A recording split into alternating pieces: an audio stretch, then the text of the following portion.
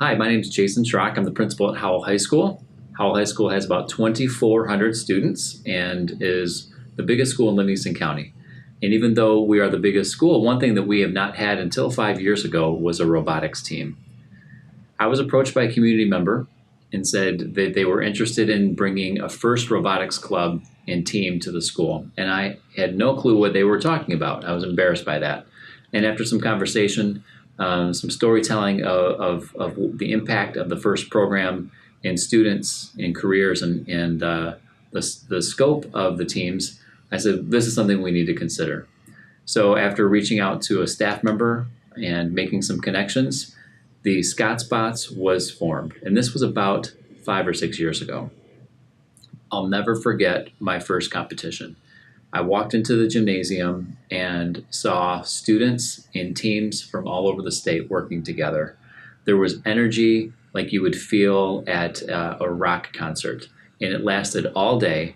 And the one thing I kept coming back to is these students were truly a team. The end result was the robotics performing some really cool tasks. But what I didn't realize, and what I've come to realize over the last 5 years as I've gotten involved as the school programs have grown, and now is how public schools is launching teams at every elementary school, is that this is a team effort and it's a community effort.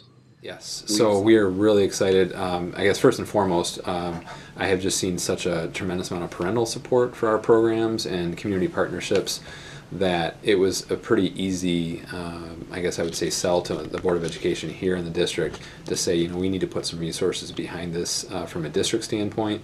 So what I had saw was we have robotics teams in a lot of our schools, but didn't necessarily have access for all the students. And so by creating formal advisor positions at each of the schools, I saw that as a step in the direction of making sure that we could expose more kids to these opportunities. And we're already seeing that. We're seeing more teams expand, and so that's great. And then the second step would be to start to put some resources behind that and making sure that we can align what the parents and the volunteers have already provided, but then how do we supplement some of those things?